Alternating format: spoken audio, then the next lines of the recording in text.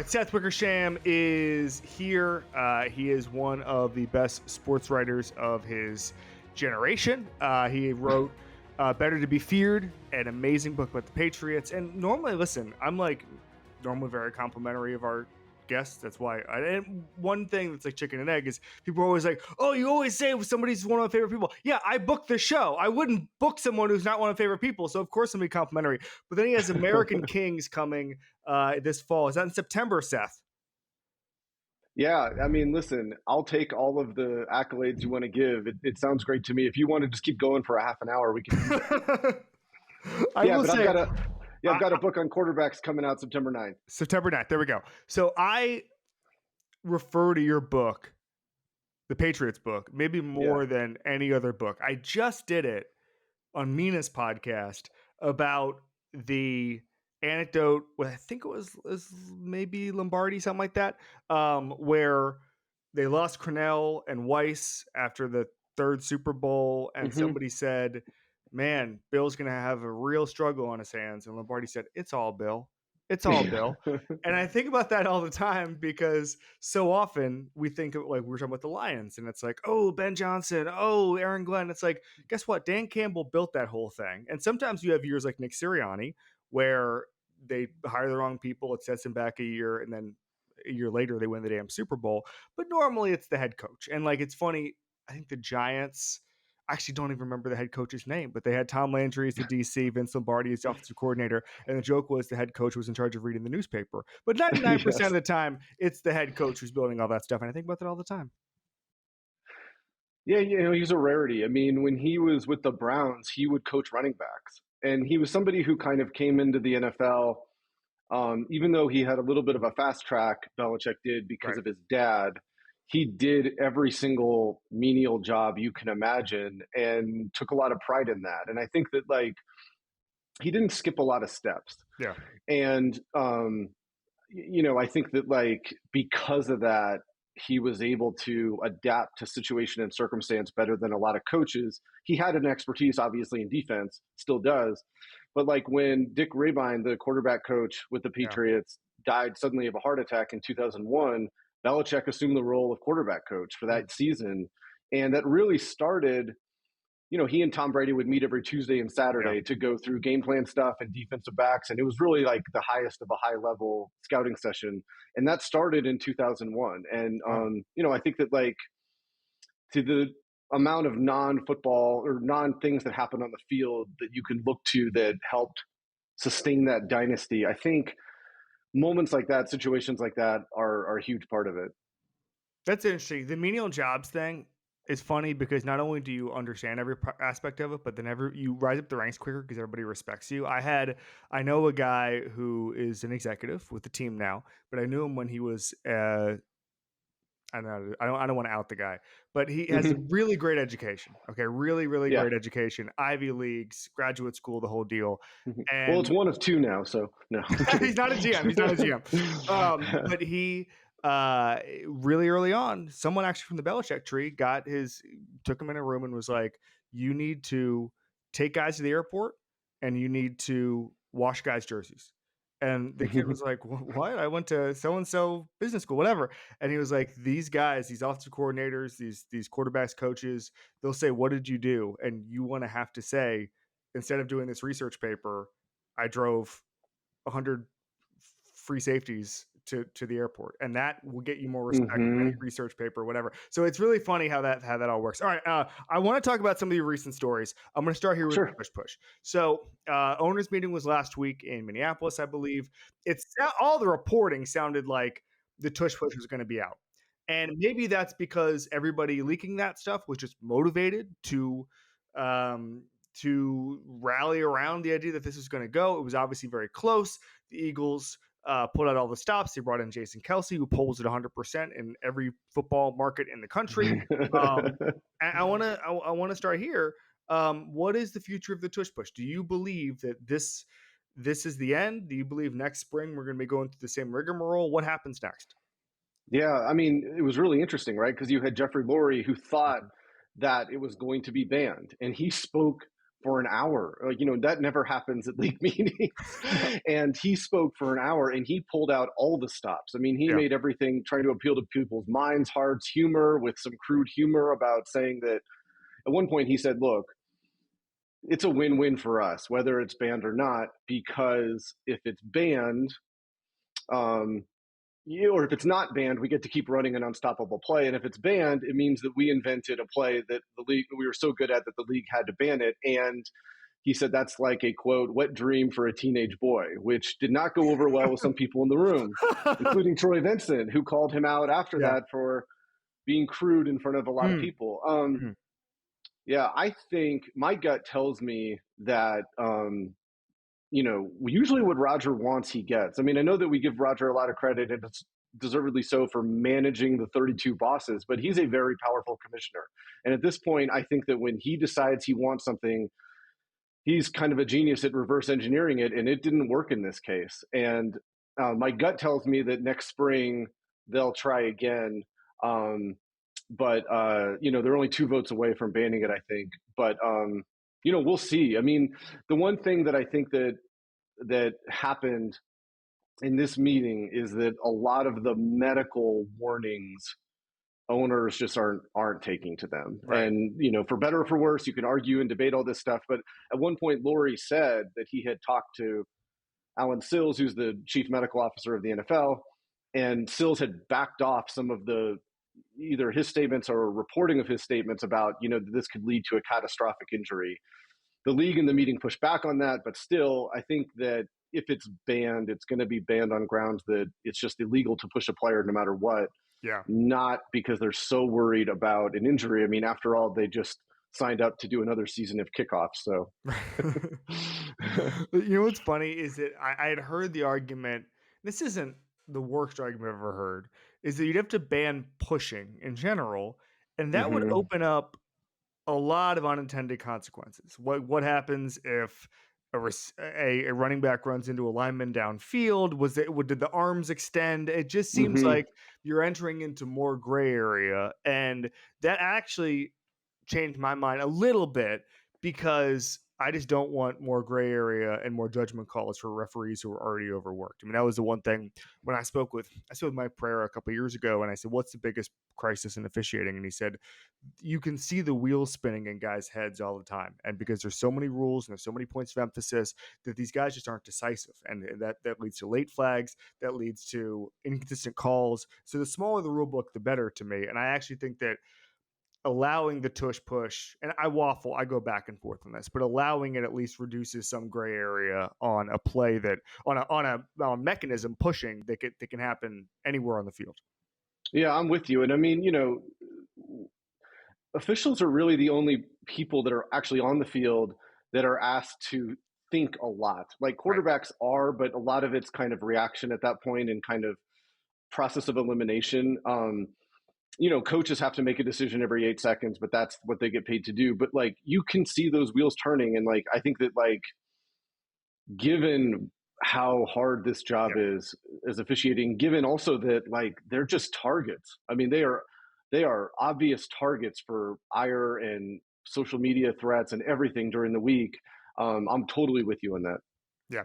All right, let's get to the Bears thing. So your first nugget, I would call it a nugget. I don't know. Yes. It's not an excerpt. It's a drop of information. I'm sure there's going to be a lot more between now and September. Comes out a couple weeks ago. Caleb Williams explored avenues to not play for the Chicago Bears. What's funny to me, if this had come out last May, it would have been one of the worst moments in Bears history. If this had come out last May. Instead, it was obviously a huge bombshell story, but it felt like I'm sure you saw Ben Johnson's reaction. He spun it as a positive. He spun it as like, "Hey, I'm here to fix things. I'm here to change the regime and change the era." Ben Johnson has a lot of confidence. I'm sure you've been around him. He has a ton of confidence. He really does believe he can fix this. You don't go to, but you want to talk about where quarterbacks go to die. It's where coaches go to die. Like, you don't go there unless you know and you think you can change not only the culture there, but like the way the offenses have been run, the way they put the emphasis on offense instead of defense, all that stuff. Very similar to what Dan Campbell did with Detroit, where he goes into a place. And I spoke to Dan Campbell his first training camp. He wanted that challenge. Like he wanted, he was like emotional. He was tearing up in my interview with him because he was thinking about how badly he wanted to bring a winner to Detroit. Anyway, long story short is that it almost feels like Bears fans, when processing this, it was the biggest story in Chicago since the Pope. But when processing this, we're like, yeah, Caleb Williams was right. Like he should have, we should have explored it. And it was funny because now it's a hilarious thing. But like I remember when Dion was floating, like, oh, I don't want Shedeur to play for certain teams, whatever. This was 2 years ago. And I remember going on TV and they asked me about it. And I say, listen, if Teddy Clark had a cannon for a left arm, I would do everything in my power to make sure he goes to a good environment. I would be a stage dad because it geography is destiny for quarterbacks. So I'll leave it open to you. How do you think A, Caleb feels about playing for the Bears now, and B, how Ben Johnson can change this all? Yeah, I mean, you know, we talk a lot about the quarterback dad and the image that it invokes, but they exist for a reason. Yeah. And that's because, like, I write about it in the book, but like from the moment these guys just, were discovered that they're good at throwing a football, it is a dangerous, dangerous path. There are people coming from every direction. And this is it when they're teenagers who want to get money from them, who want to use them for this and that, who, have nothing but self-interest involved. And, the dad has to be a navigator. And another thing I try to do in the book is like talk about how these stories throughout history kind of talk to each other. And so, yeah, Carl Williams and Caleb were thinking about John Elway and Jack Elway in 1983, and to a certain extent, Archie and Eli Manning in 2004. And that's like who we support fully in whatever they wanted to do. Exactly, the gold standard. Is there a way to try to have some agency over his future employer? And as much as we talk about the unique skill set that quarterbacks have to have, and it's a varied and very unique skill set, luck has so much to do with it. And the fact that because of the CBA, if the Bears chose to, they would have Caleb Williams locked up for 8 years without him being able to ever test his market value. And so that's a real scary thought. And I think that like, even though they explored all these avenues and Carl worked hard, he interviewed lawyers, Archie, Marvin Demoff, who helped engineer the Elway thing. And, it was Caleb running things. And I think that number one, Ryan Poles said, we're drafting you no matter what. And they didn't even scout Jaden Daniels. And we'll see if that ends up being a good decision or a poor one. But, it kind of came to the Williamses. Are you ready to like make this situation untenable like the Elways did and kind of like the Mannings did? And it was Caleb. Carl was ready to go if Caleb wanted that. And Caleb at the end of the day wasn't the one who wanted that. And like Ben Johnson, I think that he took it as a challenge. I think that he visited the Bears. He obviously really liked Kevin O'Connell during the combine. But he visited the Bears, he met with some of the teammates, and, he got excited about this. And when he rounded the corner in Detroit for the draft and let out that, huge primal scream, it was elation and it was true. And, I think he does want to be part of that process. But, everything went bad that could go bad in Chicago. And it took a year, but they finally have what they want, which is an innovative offensive mind who's invested and whose success is tied to Caleb's success. Yeah, no, and again, just looking back on it, it was one of the dumbest plans ever to have a guy whose main flaw was that he held on to the ball too long behind an offensive line that couldn't play. Like that was never going to work. It was never, ever going to work. And I'm glad they got serious about it. And that's the one thing I think is important, is recognizing that there was a crisis, which was that you were going to fail another quarterback. And then if this didn't work, then the next Caleb Williams definitely wasn't going to come. Definitely. And so they go out and they Godfather offer Ben Johnson. Ben Johnson wants to come, and then they immediately fix the offensive line. They give Johnson a lot of power. I think he's kind of running things there. But I just think that's what you need to do to break the cycle. That's what you need to do. And it's funny because see. Yeah, go ahead. Yeah. I mean, I was just going to say, how much credit do they actually deserve for that? No. I mean, it was pretty obvious. The process is sound. Yeah. We'll see. But it's Yeah. funny because it reminds me, somebody had said this to me once, you know, Clark Hunt was not seen as a great owner until he met the moment with Patrick Mahomes. And what I mean by that is Mahomes comes, he changed the entire franchise. Hunt lets him change the franchise. And then he starts getting aggressive and trading first round picks. He gets more aggressive in spending and guarantees and that kind of thing. He meets the moment and all of a sudden he become a great owner. There's places like Cincinnati where maybe we're thinking, hey, there doesn't seem to be as much change as there was. And obviously, they were very different owners coming into this, but it's just Yeah. really interesting to see when you're gifted a great quarterback, how ownership changes around you, or doesn't change, develops. I mean, like, I think that when you look at the AFC contenders, Joe Burrow is at a massive disadvantage because of ownership. Because Lamar Jackson's owner and GM are going to go out and take big swings. Josh Allen certainly is, and the Chiefs have been, trading first round Hmm. picks and whatever, making sure that the talent is maximized there. The Bengals aren't doing it there. It is just, it's something you mentioned, luck. Like, it is something we don't think nearly enough about, is the aggressiveness of ownership to maximize the window.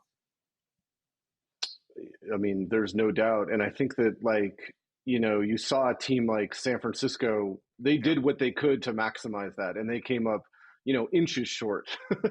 And, I think that, like, look, you're absolutely right. I mean, if you happen to get one of those guys who can play, and I think that Burrow is on a different level than a lot of people. I mean, you're absolutely right that, like, what he was able to do and has been able to do is, I mean, it's similar in some ways to, like, kind of what Andrew Luck did. You know what I Yeah. mean? Where it's like you can tell he enters each game with, like, a huge amount of weight that he's Yeah. carrying around, and um, going back to the perception of owners, I mean, I think about this all the time. Like, what is a great owner? Like, what constitutes a great owner?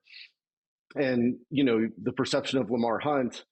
I think that, like, during the Pioli years, and I like Scott Pioli personally, but, like, during those years, I mean, they had such an awful reputation that, like, I don't think they were ever going to be, known as one of those teams that could land huge free agents, especially star quarterbacks. And, it's one of the reasons why he went out and got Andy Reid when Reid Hmm. was available, because he needed to figure out a way to soften that team's image a little bit and let players know that this was a place that they could go and actually enjoy coming to work every day. That's interesting because a lot of times Reed was the guy to do this with, but so often owners, when they're trying to break a cycle, they just outsource everything to a big name. So we saw that with Parcells and Wayne Huizenga. Hey, Bill, Hmm. here's a bunch of money, solve my problems. We've seen it with the Browns and Mike Holmgren. Like, Andy Reid was the one guy where owners were like, "Hey, take my franchise, please," and it ended up being incredible. And I think it was between Arizona and Kansas City, right? That's an incredible sliding doors moment with Andy Reid making that decision. Totally. And Andy's one of the few guys who, we're going back a little bit to the Belichick thing. He's one of the few guys who can run a program. Yep. He has, a philosophical, you know, um, idea and vision that goes beyond just a playbook.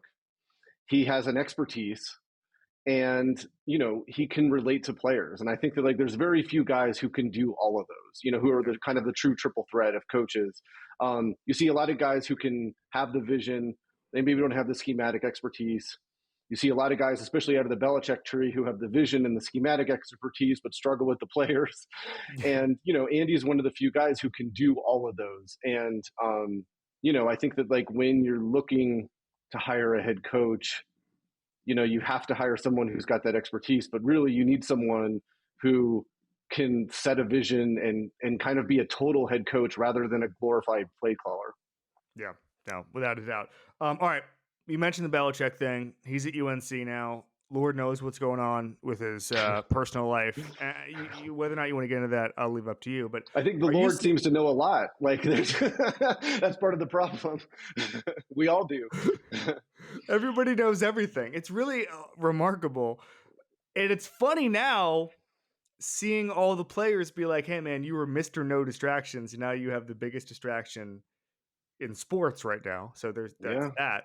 Are you surprised that Bill Belichick is at UNC? I think part of it was he took the job, and you don't take that job no matter what anybody says, you don't take that job unless you call every owner or have your agent call every owner to say, hey, just checking. Like, you're not going to Mm-hmm. call me, right? And like, Mm-hmm.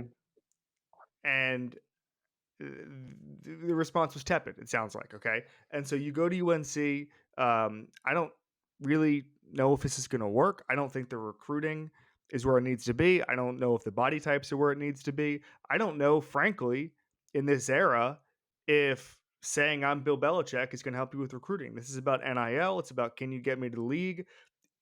I think he'll probably, if I had to guess, be like a rich man's Al Groh, if you remember Virginia, where Groh comes in, runs an NFL program, but doesn't win a lot.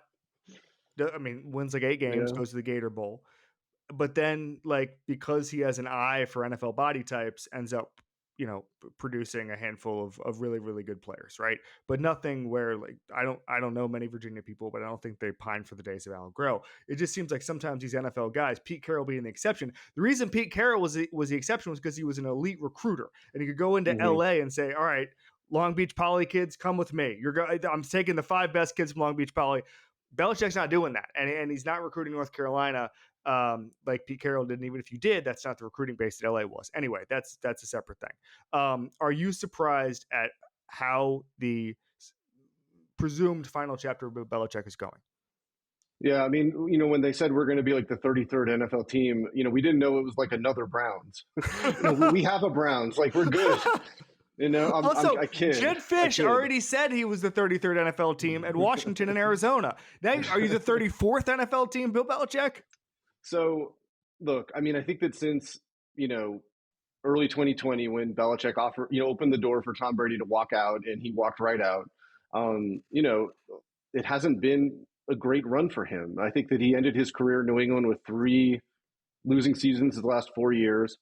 Don Van Natta and Jeremy Fowler and I wrote at length about, his failed chance to get the Falcons job, which was really his only chance to get an NFL job.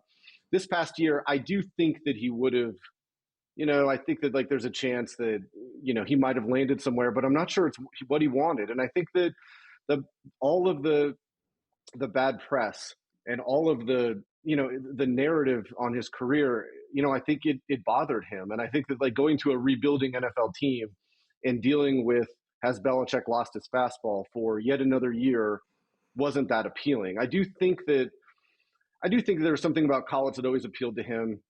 But I look, if you're the University of North Carolina and you made Bill Belichick the highest paid state employee, the one thing you probably thought you were getting was a buttoned up, low drama football program. And, we don't talk at all about their players. No. We don't talk at all about how he's going to, draw up schemes to slap around Dabo Sweeney's offense, which I'm actually legitimately interested and curious to see. Yes. This can't be this couldn't have been a fun like 5 or so months for him on that front. But how weird is it going to be, by the way, this fall when interconference rivals Andrew Luck and Bill Belichick meet on the Frank football Reich. field? Yeah, exactly. And, chit chat about, that long storied ACC history of Stanford and USC. What about Ron Rivera, Cal GM, talking to Belichick before the game? This is what an illustrious NFL history the ACC has. By the way, my favorite thing now is the ACC. I forget where I saw it, but somebody sent me like a ACC all-time gold medals thing because now we get Cal and Stanford's Olympic gold medals, and it's like we might as well add an Aaron Rodgers to the gold jackets, like Jim Plunkett. Like let's do this thing. We also have Eric Dickerson from SMU, one of our proudest ACC alums. It's really special stuff. It's really special stuff. No, I'm intrigued too because I mean I think the biggest thing that he's going to adjust to is nobody take this the wrong way because UNC is a huge program in a huge state.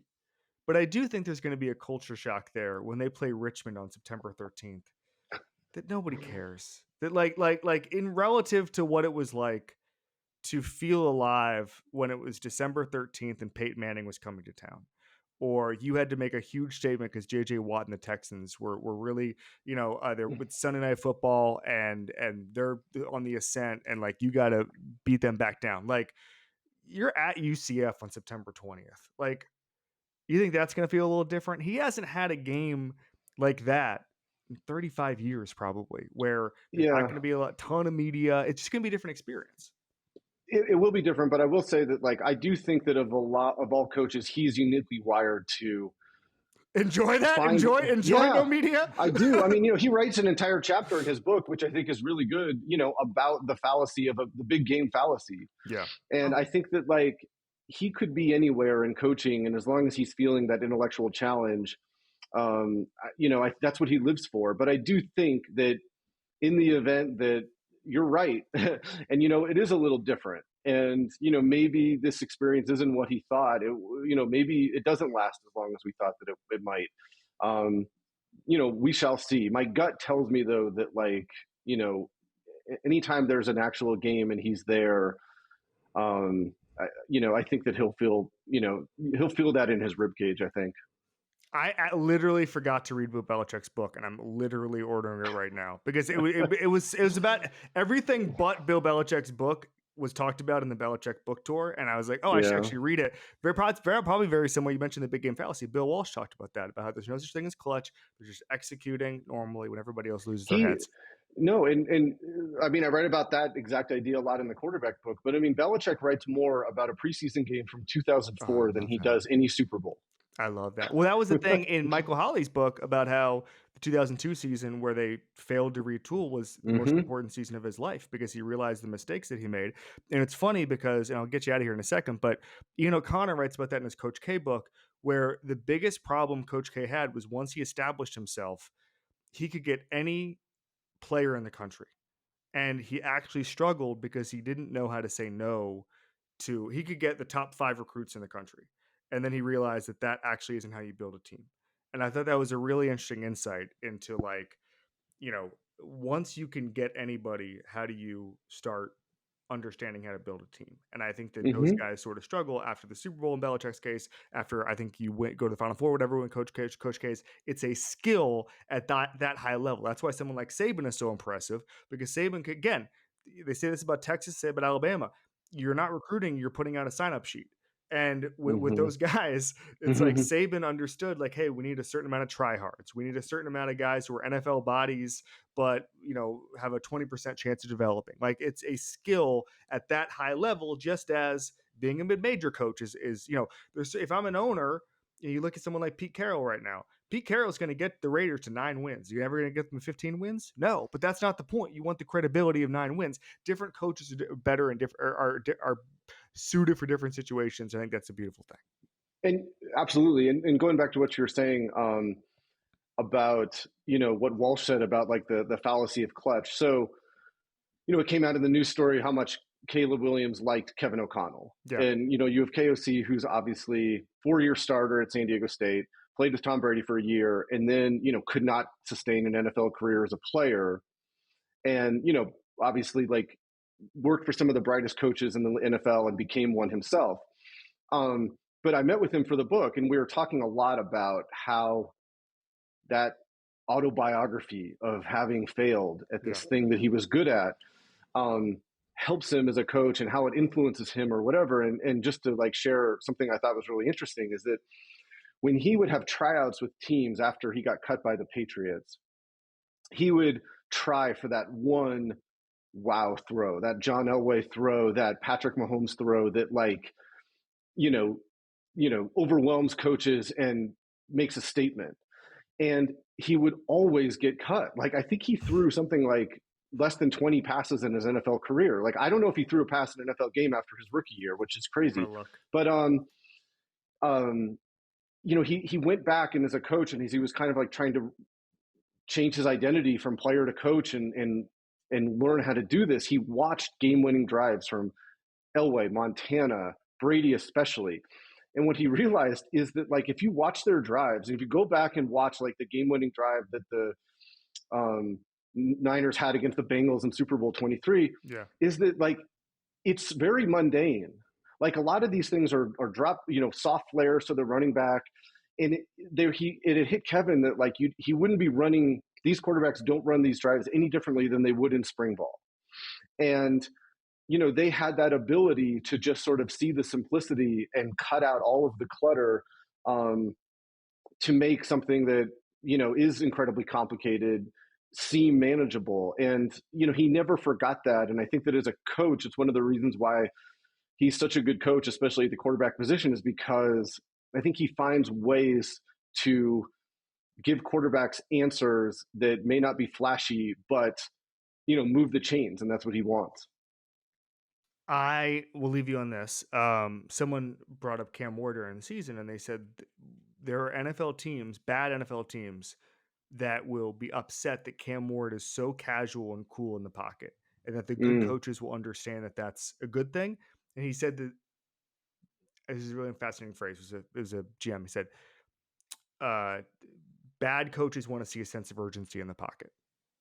Like they want to see, like, absolutely, hey, is it third down? Let's go. And it's like, no, you want to see bloop, bloop, bloop. It's fascinating. Yep. All right, Seth Wickersham. Oh, go ahead. Sorry, go ahead. No, and I mean, you're absolutely right. I mean, two things off of that. Number one is that, like, Peyton has talked about this, where when he came to the NFL as a rookie, he saw how fast defenses were and tried to adjust his speed to that. And he realized that being on fast forward wasn't the best way to do it. It was actually slowing down and letting the defensive speed. Seth, where did Peyton talk about that? What digital show did Peyton come on and talk about why he threw so many interceptions? I'm going to guess that it was a more highly viewed version of this show in this split screen. Yeah, exactly. No, you never know. Hey, all right, Seth Wickersham, thank you so much, buddy. We'll get you out of here on that. American Kim comes out in September. We'll see you soon, pal. Thanks, man. Appreciate it.